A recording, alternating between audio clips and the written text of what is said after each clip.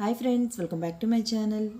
ఈరోజు సింపుల్గా టేస్టీగా అయిపోయే మజ్జిగ పులుసు, అది కూడా పకోడాలతో మజ్జిగ పులుసు చేస్తున్నాను. ఎలా ప్రిపేర్ చేస్తానో చూడండి. వీడియో నచ్చితే లైక్ చేయండి. ఎవరైనా కొత్తగా ఛానల్ చూస్తూ ఉంటే కనుక ప్లీజ్ సబ్స్క్రైబ్ చేసుకోండి. అలాగే లాస్ట్ వీడియోకి మీరు ఇచ్చిన సపోర్ట్ చాలా బాగుందండి. ముందు వీడియోస్ని కూడా ఇలాగే సపోర్ట్ చేయండి. మరిన్ని మంచి వీడియోస్ని మేము ముందుకు తెచ్చే ప్రయత్నం చేస్తాను. ఇక ఈరోజు మజ్జిగ పులుసు విషయానికి వచ్చేస్తే కనుక ఇంట్లో అయితే వెజిటబుల్స్ ఏమీ లేవండి. బట్ లంచ్కి ఏదో ఒకటి ప్రిపేర్ చేయాలి, ఏం చేయాలా అని ఆలోచిస్తూ ఉండగా మజ్జిగ పులుసు గుర్తొచ్చింది. సో ఇంట్లో శనగపిండి ఉంది, లైట్గా ఇలా పకోడాల్లా వేసేసి మజ్జిగ పులుసు చేసేద్దాం.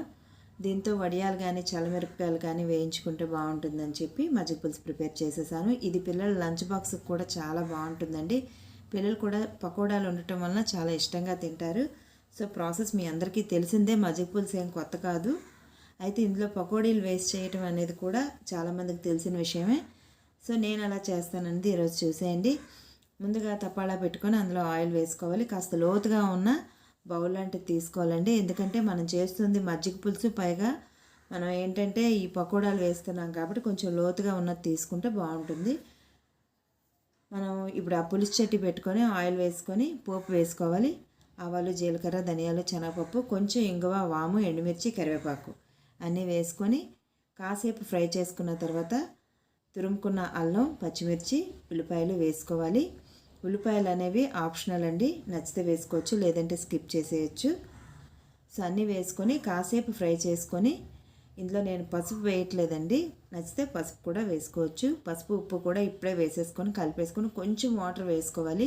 నేను వాటర్ ఎందుకు వేస్తున్నాను అంటే మనం ఇక్కడ పకోడాలు వేస్తున్నాం కదా, ఏదైతే మనం ఇప్పుడు ఈ తాలింపు పెట్టామో దీని స్మెల్ పకోడాలు అబ్జర్వ్ చేయడం కోసం అని చెప్పి వాటర్ వేస్తున్నాను. నార్మల్గా మజ్జిగ పులుసుకి అయితే వాటర్ వేయాల్సిన అవసరం లేదు.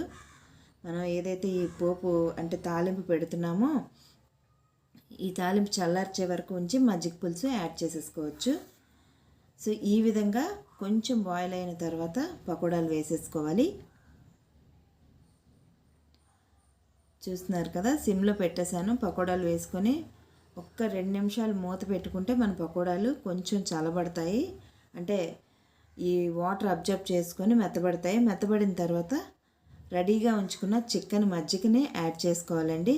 మజ్జిగ మాత్రం ఎంత చిక్కగా ఉంటే ఈ మజ్జిగ పులుసు అనేది అంత బాగుంటుంది. నేనైతే డైరెక్ట్గా పెరుగు వేస్తున్నాను, ఎందుకంటే ఇది ఆల్రెడీ ఇందులో వాటర్ వేసుకున్నాను కాబట్టి మరీ పలచగా అయిపోతుందేమో అని చెప్పి నేను మజ్జిగ చేయలేదు. డైరెక్ట్గా పెరుగు వేసుకొని కొంచెం వాటర్ యాడ్ చేసుకున్నాను. తర్వాత కొంచెం వేడి నీళ్ళని వేసుకొని మిక్స్ చేసుకొని ఉప్పు కారాలు సరి చూసుకొని, ఒకవేళ మనకి మజ్జిగ కనుక పులుపు తక్కువైతే ఒక చిన్న నిమ్మకాయ పిండుకుంటే సరిపోతుంది. అలాగే నచ్చితే చిన్న బెల్లం ముక్క కానీ కొంచెం పంచదార కూడా వేసుకోవచ్చు.